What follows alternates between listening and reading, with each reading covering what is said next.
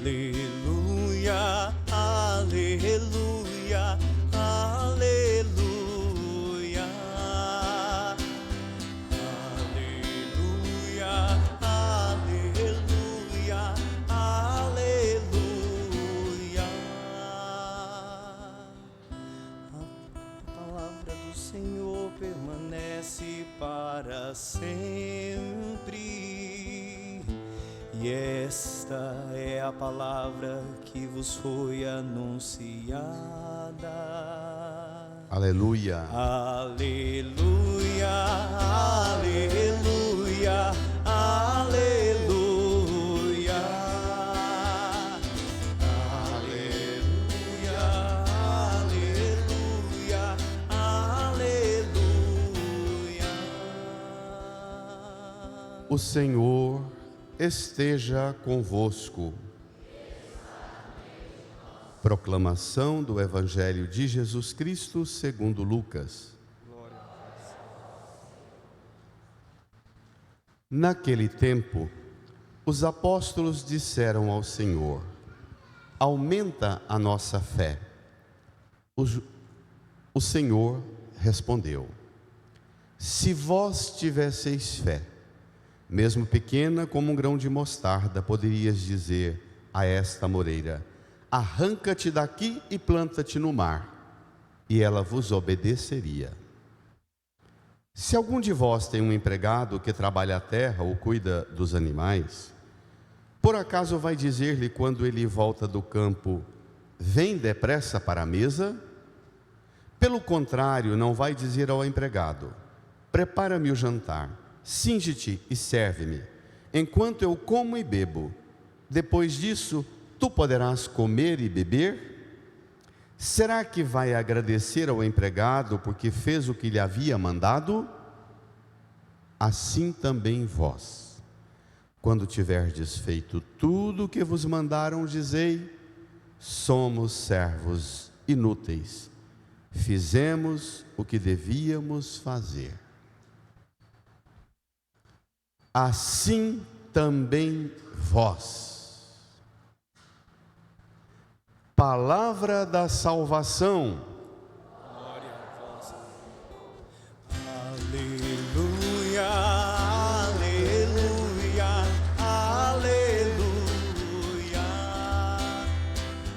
Aleluia, aleluia, aleluia.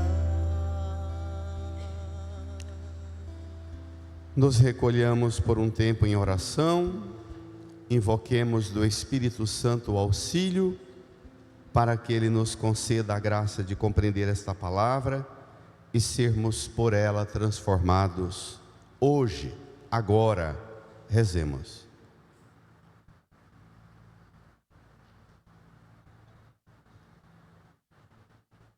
Amém. Irmãs e irmãos, estamos percorrendo um caminho com Jesus.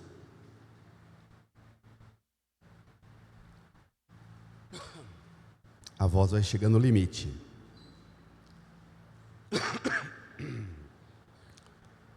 Hoje iniciamos um capítulo novo, o 17 de Lucas. Pegue lá,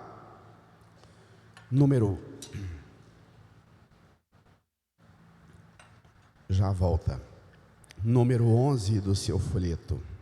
Vamos lá. Antes, precisamos nos situar. O texto de hoje começa assim, no versículo 5.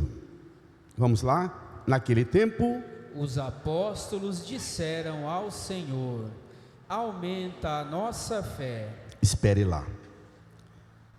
Os apóstolos chegaram em Jesus e fizeram um pedido piedoso, bonito, que também nós constantemente pedimos ao Senhor.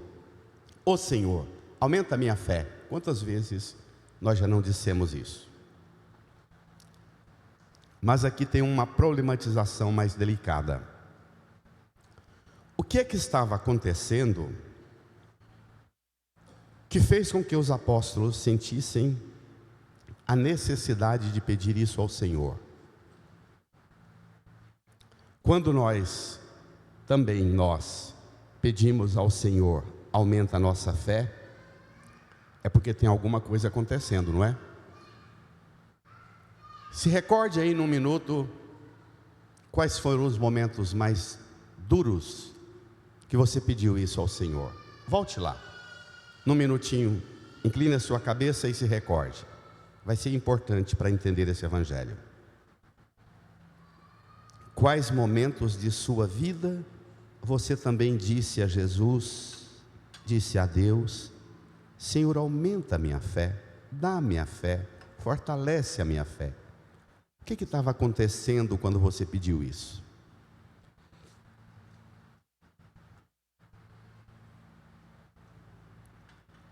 Para os apóstolos e para você, os acontecimentos, e para todos nós, os acontecimentos são muito parecidos.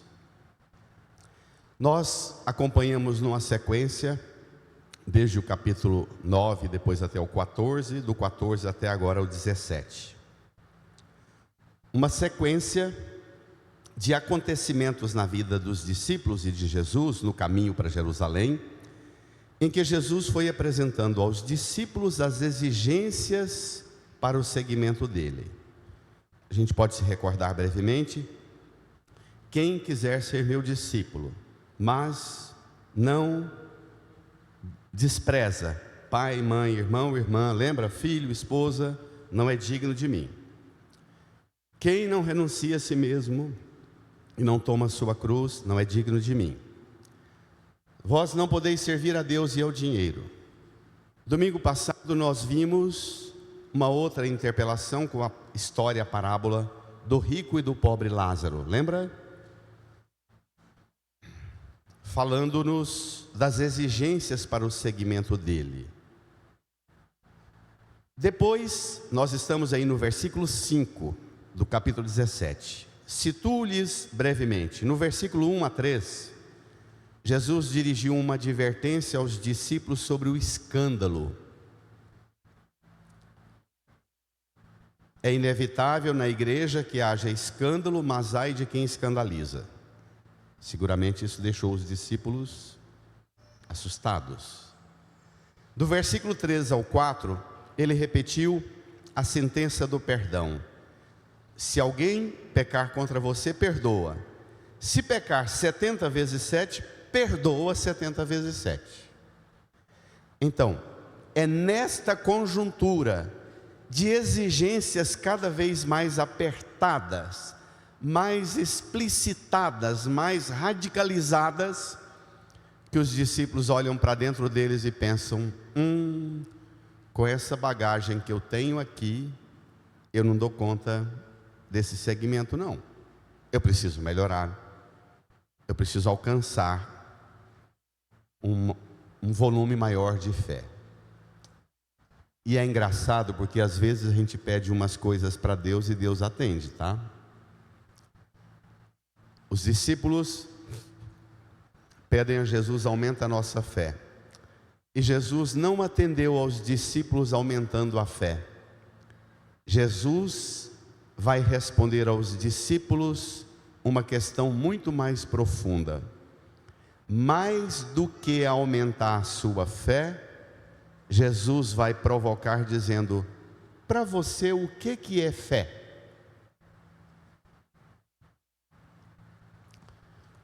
Na sociedade globalizada como a que a gente tem hoje, que a gente escuta testemunhos de todos os credos, religiões, culturas, e mesmo dentro da igreja, a diversidade de opiniões que tem dentro da igreja, a gente fica às vezes confuso. Qual é a linha correta? Quem está certo? A pergunta hoje mais profunda que Jesus vai oferecer para que nós tentemos compreender para você, fé corresponde ao que para Deus é a fé? Ou o conceito que você tem de fé não é correlato, correspondente ao que Deus apresenta sobre,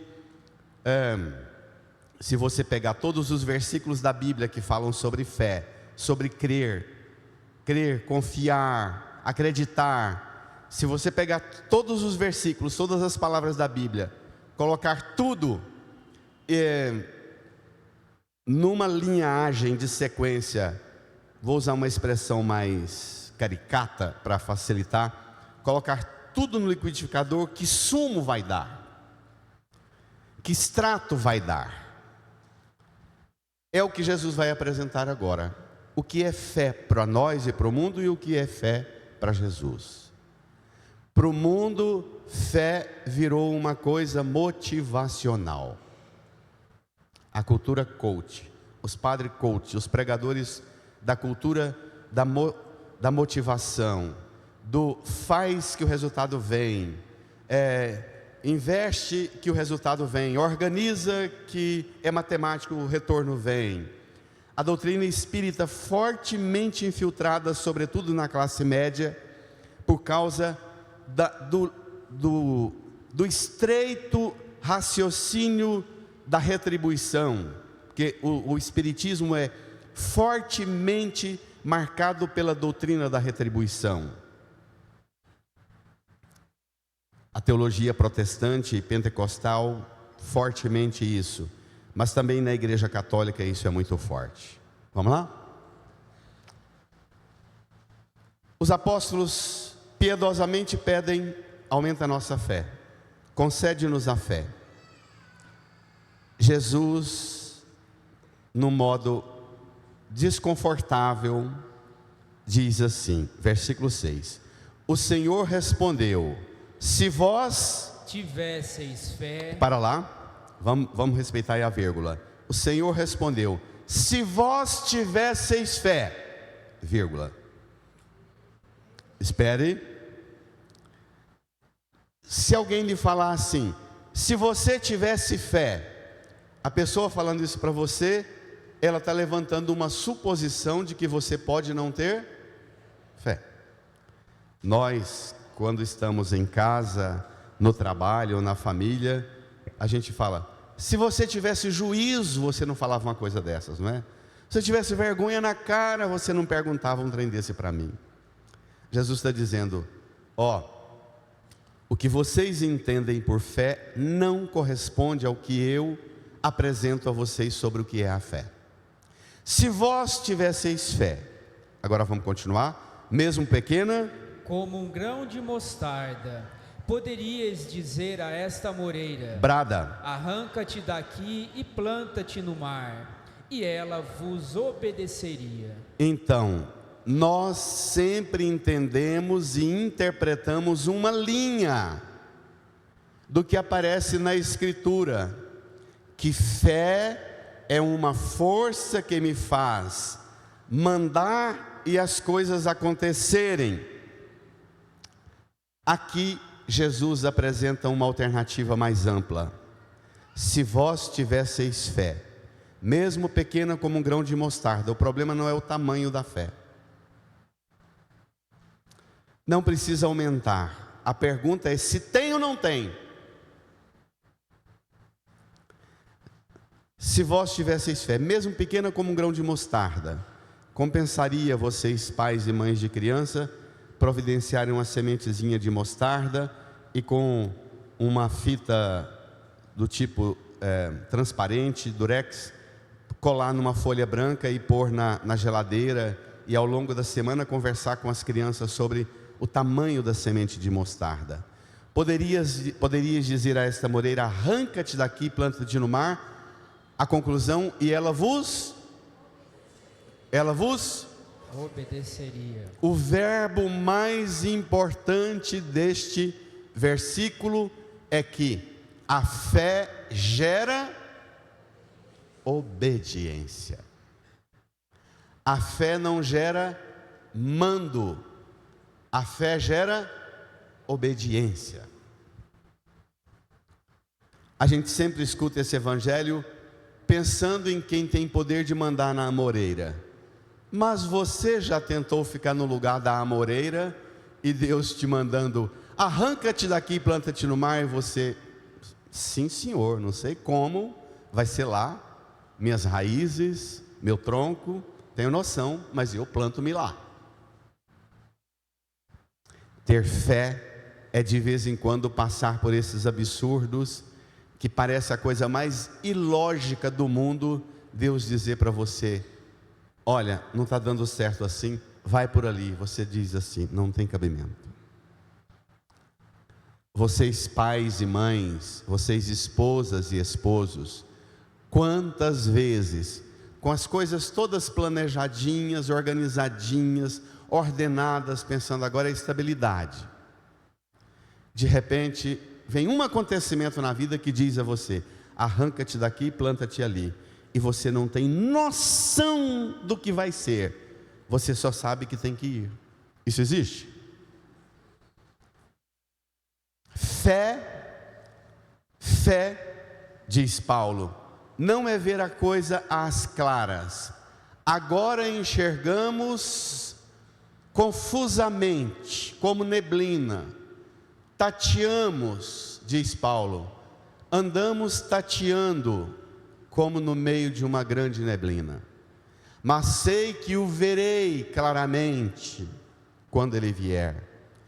Fé, portanto, é uma coragem e uma liberdade interior para estabelecer uma relação com o Senhor, uma relação de amor, de confiança, inclusive de que Ele é Senhor também nos absurdos, segundo a sua lógica e a lógica do mundo, mas você obedece, porque para você o mais importante é fazer a vontade de Deus e não o seu querer.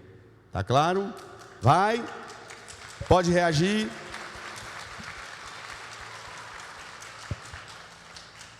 Se tem fé, zero desculpa. Se tem fé, independente do tamanho dela, ter fé é ser movido pelo falar e pelo ordenamento de Deus. Isso vai ficar mais forte. Te prepare para o que vem. Versículo 7. Se algum de vós tem um empregado, vamos ler? Leia a igreja que trabalha a terra ou cuida dos animais, por acaso vai dizer-lhe, quando ele volta do campo, vem depressa para a mesa? Isso vai acontecer se você tem um empregado, trabalha o dia inteiro na terra, cuida dos animais. Por acaso vai dizer-lhe quando volta do campo, vem depressa para a mesa? Aqui Jesus está desmantelando o negócio, a doutrina do mérito na fé, a doutrina da retribuição. O fato de eu ter trabalhado a terra, trabalhado no campo, a hora que eu voltar para casa, não vai inverter a ordem. Eu não vou mandar em Deus e Deus vai ser mandado por mim. Eu trabalhei o dia inteiro no campo, cuidei da terra, dos animais, vou voltar para casa e eu continuarei sendo empregado. Mas é mais forte o que vem. Para a fé cristã, a autoridade será sempre de Deus. Fé é ser instrumento de uma oferta de si. Fé não é ser servido. Ter fé não é ter um Deus que te serve. Não podeis servir a Deus e ao dinheiro. O dinheiro te serve. Deus nunca será um que te serve.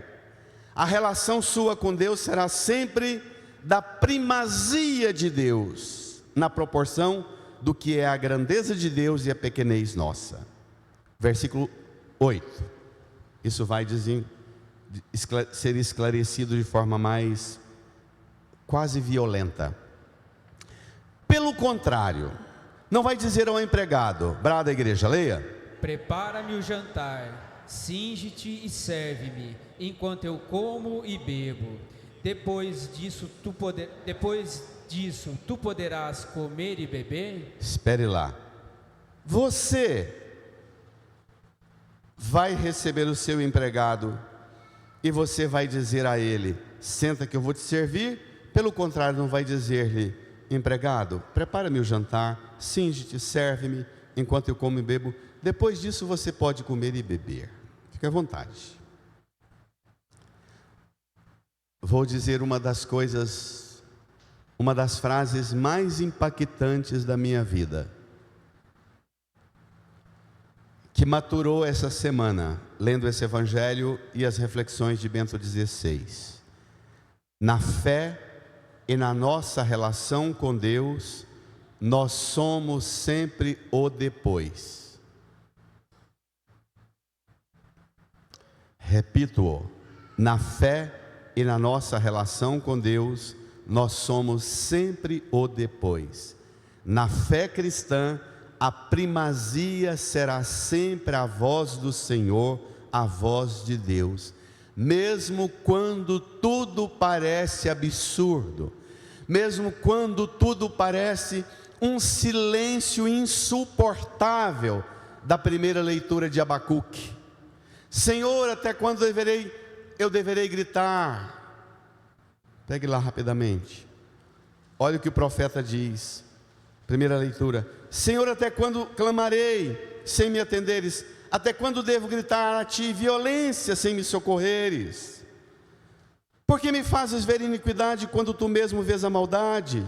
Destruição, prepotência estão à minha frente, reina discussão, surge a discórdia. Sim, Bento XVI diz, às vezes Deus parece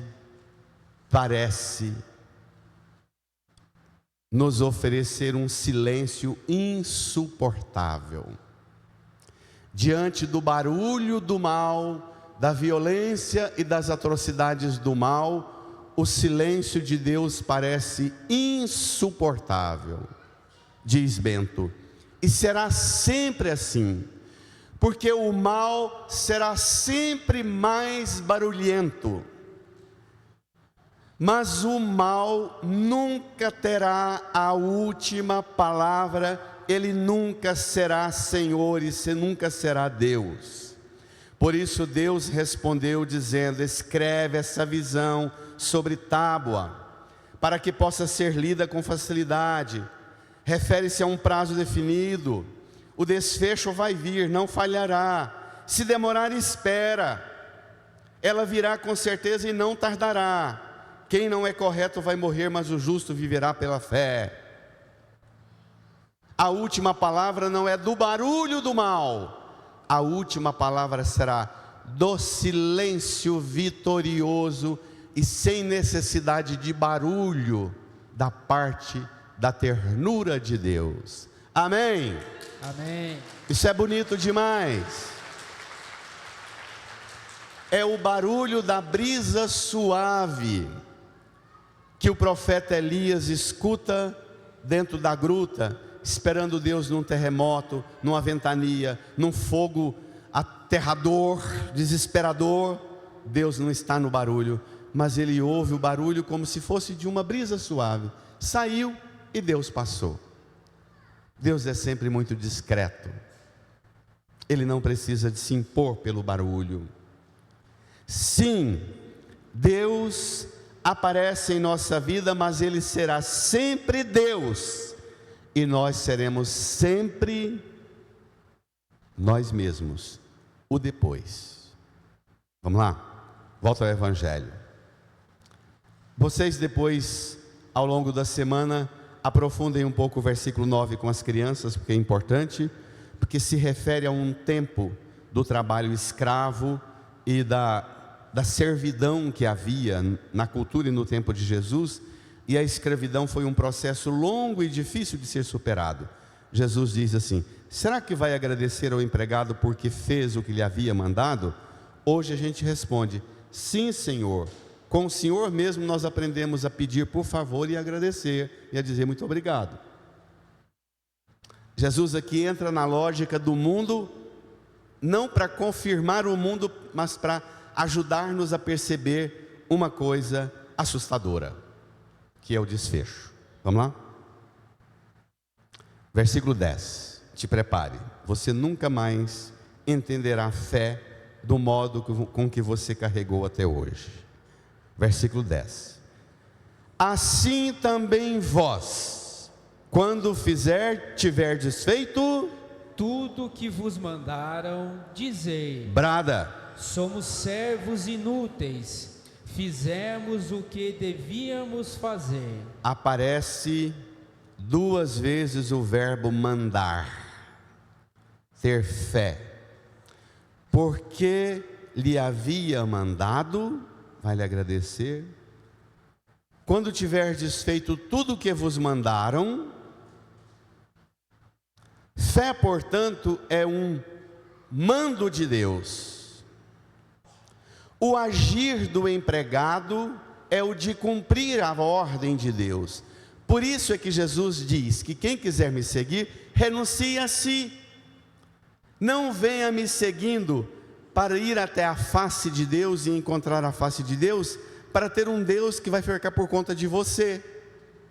É você que vai ficar por conta dele. Eu te ensino o caminho. Dois pedidos que os discípulos fazem a Jesus, que Jesus propõe uma compreensão e uma concepção revolucionária para o tempo e para tudo que está na Bíblia. 2 pedidos de Jesus: aumenta a nossa fé e ensina-nos a rezar. Eles dizem: ensina-nos a rezar, e Jesus ensina a viver. Eles pedem: aumenta a nossa fé, e Jesus ensina-lhes a trabalhar. Vá ralar, vá trabalhar o dia inteiro, no campo, na terra, com os animais, e chegando em casa, não vai sentar e ser servido, não. Vai chegar em casa, você que é pai, mãe, esposa e esposo, vai chegar em casa e vai continuar a ser serva e servo. E o filho vai chegar em casa, depois de ter estudado o dia inteiro e ter trabalhado fora, e continuará sendo serva e servo. O problema é que nós temos uma noção errada sobre quem é Deus, porque nós temos uma noção errada sobre o que é o amor. E agora vem o tema do amor propriamente. No versículo 10, Jesus diz assim, porque agora o verbo mudou: assim também vós, quando tiverdes feito tudo o que vos mandaram. O verbo foi para o plural. Desculpe o desconforto com o meu português aqui.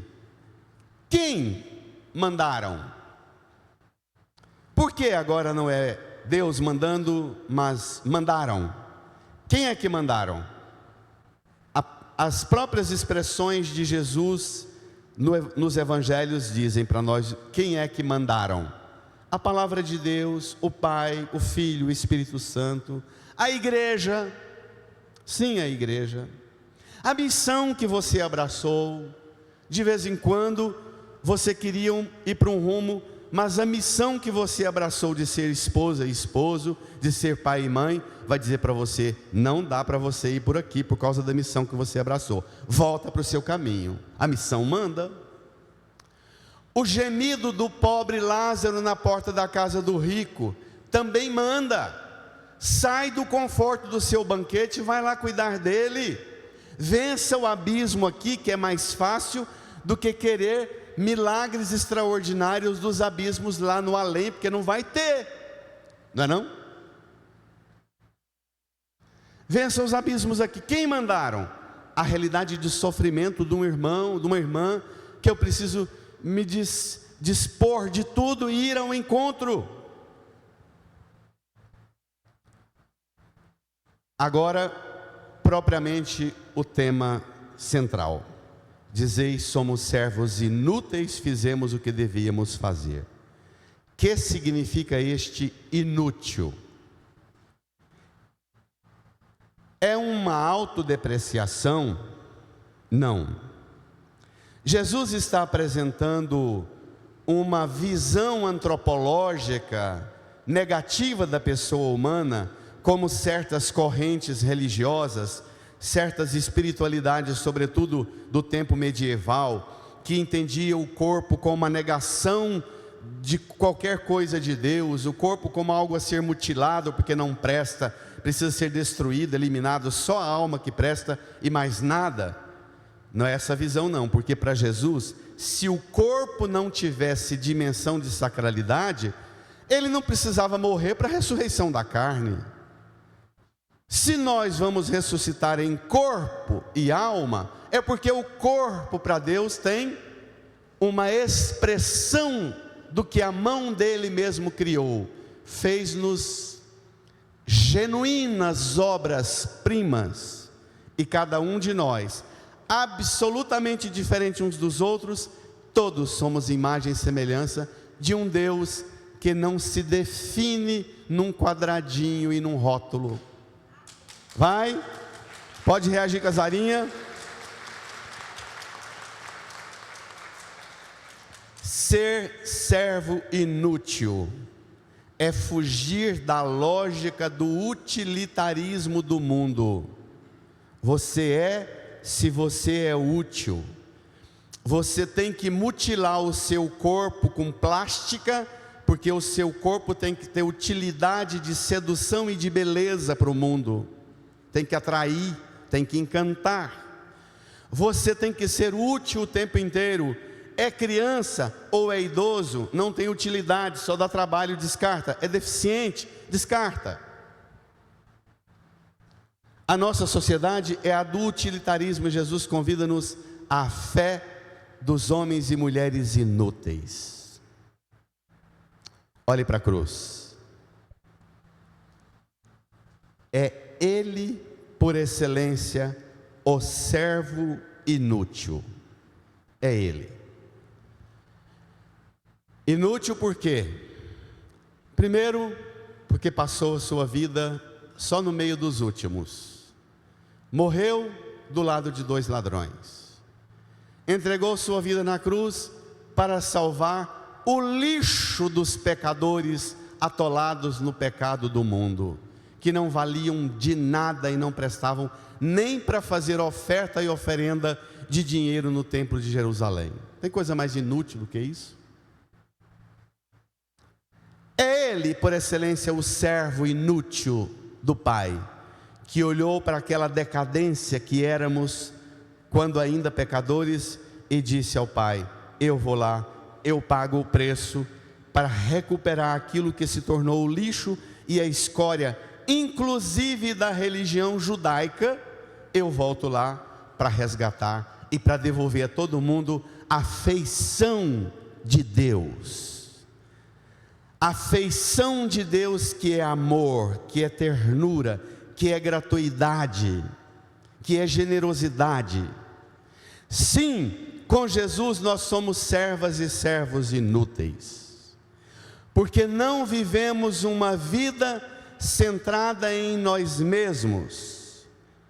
Só é útil para Jesus quem sai de si e vai ao encontro de Deus, que é tudo, e em Deus se torna, mesmo trazendo cada um de nós todas as misérias e fraquezas nossas, nós em Deus e na comunhão com Deus, nos tornamos uma fonte extraordinária de graça, e porque recebemos dele graça, dom, bondade, ternura, nós mesmos nos tornamos no mundo transbordadores e transbordadoras de graça para o mundo, sem precisar receber nada em troca.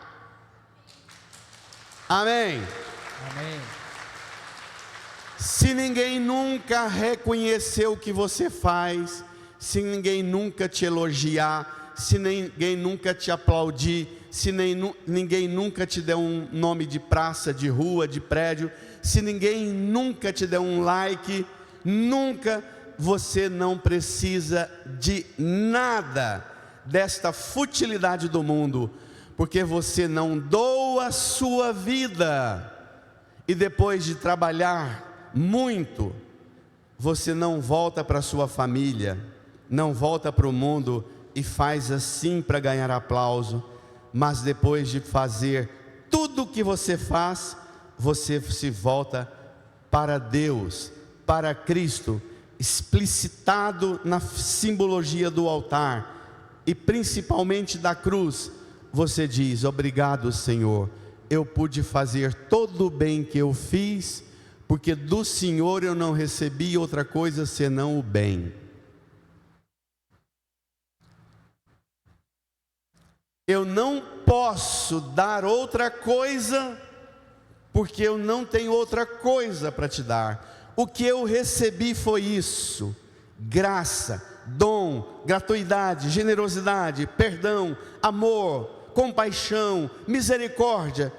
E é isso que eu tenho que te dar.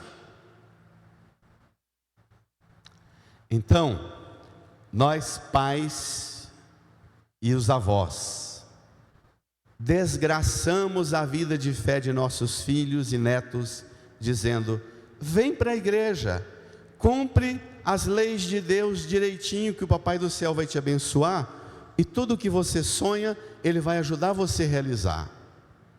Maior mentira. Você deveria dizer para o filho, para o neto: vem para a igreja, conheça Jesus, acesse sua compreensão sobre quem é Jesus, por que é que Ele morreu na cruz, o que Ele ofertou na cruz, o que Ele oferta no sacramento do batismo, da Eucaristia, da confissão, do matrimônio, da crisma. Tudo que Ele oferece para você, e você vai conhecer um Deus que é só dom, graça, bondade, ternura, e não só te dá, mas é capaz de fazer você um vaso transbordador de dom e de graça para o mundo. Vai!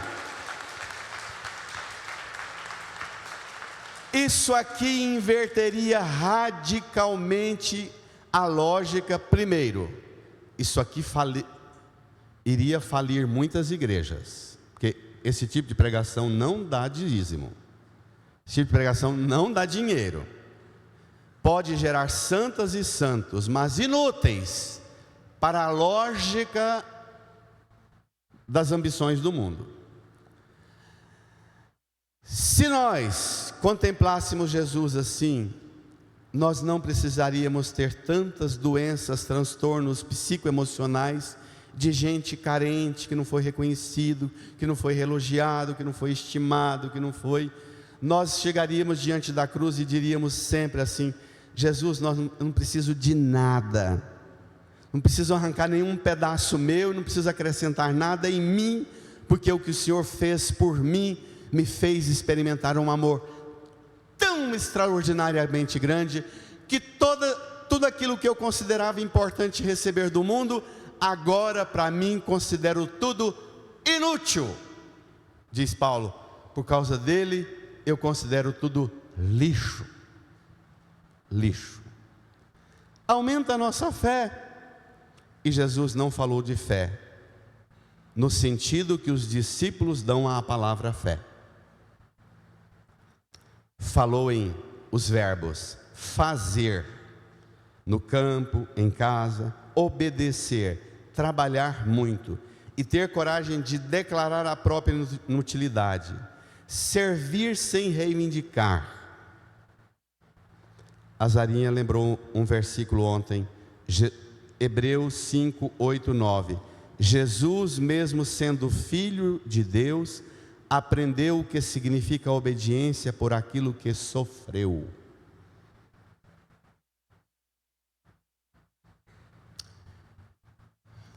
Você teria coragem de voltar a Jesus e dizer a Ele: ah, tá, então isso é que é fé?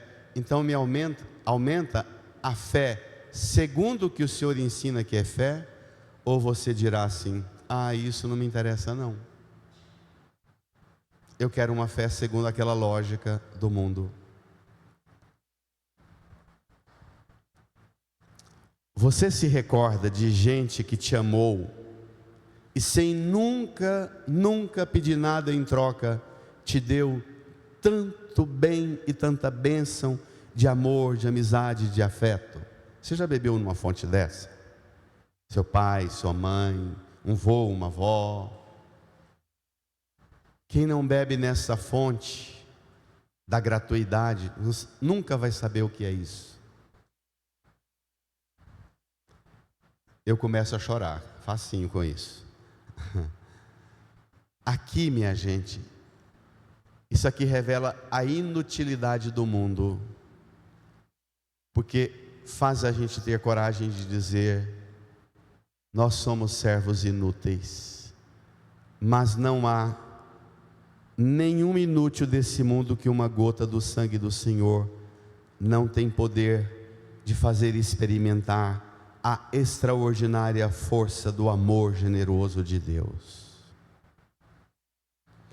Irmã, irmão, pensar Deus assim supõe passar do Deus mérito ao Deus dom, passar do Deus da doutrina da retribuição espírita e da doutrina da retribuição do dízimo ao Deus da graça, passar de uma compreensão de Deus juiz a um Deus que é Abba, Pai, passar da compreensão de um Deus que ameaça, castigo, desgraça, a um Deus que é bondade infinita e que é capaz de dar o seu Filho único que morreu por nós, diz Paulo, quando ainda éramos pecadores.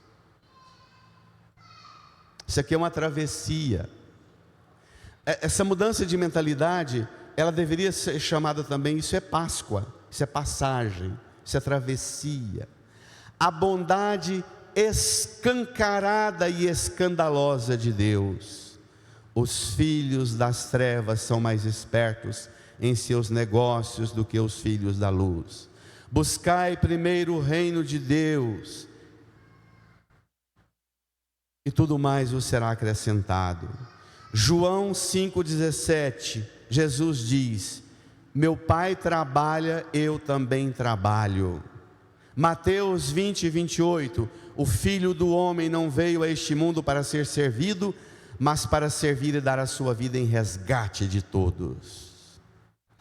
Quanto mais eu trabalho, sirvo os meus dons, mas mais eu me aproximo, não daqueles que vão me retribuir e me elogiar. Quanto mais eu trabalho e sirvo, o trabalho, o servir gratuito, generoso, me aproxima do modo de Deus mesmo, o modo de ser de Deus, e por isso devolvo-me a mim as feições, imagem e semelhança do que Deus me criou na originalidade mais pura. A fonte da motivação cristã não é fazer para olhar para frente, a bênção vai vir, a promessa vai vir.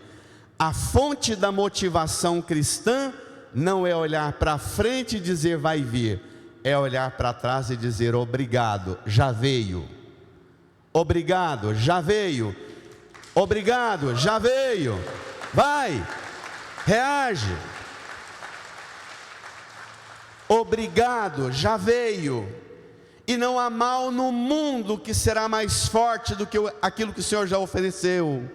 E não há utilidade do mundo que será mais sedutora e mais poderosa de me fazer feliz do que aquilo que o Senhor já deu de graça e generosamente abundante na cruz.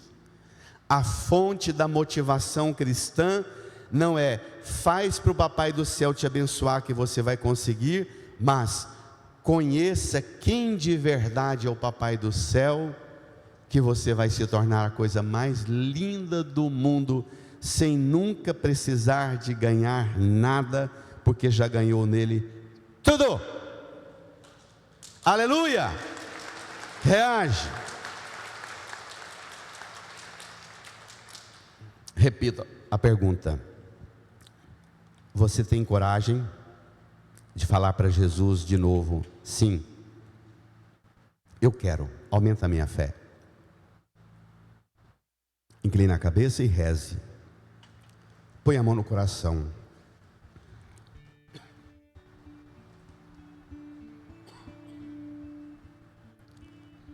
Fale com o Senhor para dar a você essa visão da fé.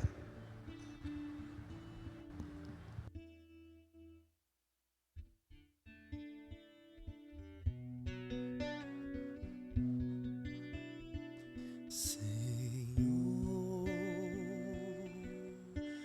fazei-me instrumento de vossa paz. Onde houver ódio, que eu leve o amor. Onde houver ofensa, que eu leve o perdão. Onde houver discórdia, que eu leve a união. Onde houver dúvida, que eu leve a fé. Onde houver erro, que eu leve a verdade. Onde houver desespero, que eu leve a esperança. Onde houver tristeza, que eu leve a alegria.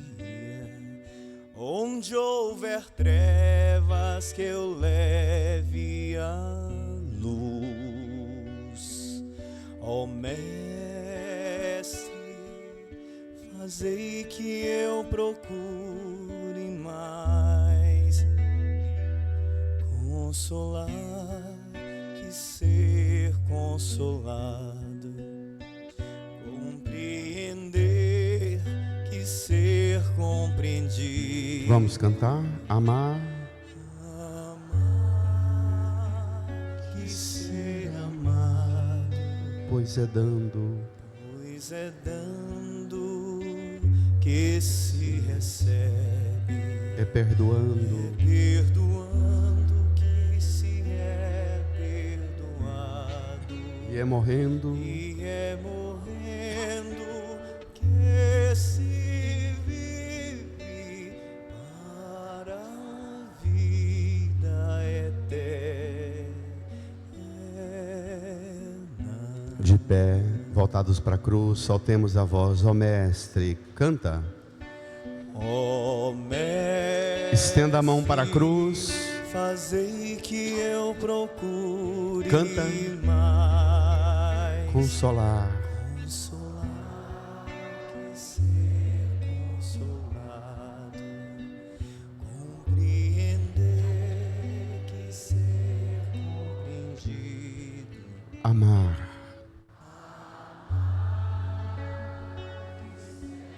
pois é dando que se recebe, Pois é dando que se recebe, é perdoando, é perdoando que se é perdoado, e é morrendo, e é morrendo que se vive para a vida eterna. reze comigo. Senhor Jesus, obrigado por me fazer conhecer Por me fazer conhecer nesta fonte do amor a sua cruz, o seu altar, a sua palavra, a sua vida ofertada. É a manifestação da grande graça de Deus, oferecida de graça, para que também nós transbordemos nossa vida, nossa atuação no mundo em graça. Obrigado, Jesus. Eu serei instrumento desta graça, porque já recebi. Não posso dar outra coisa, porque o Senhor já me amou e me ama demais. Eu serei esta graça transbordando no mundo. Amém, Jesus. Transborde essa graça desejando a paz. Saudai-vos em Cristo Jesus. Vejo manifestar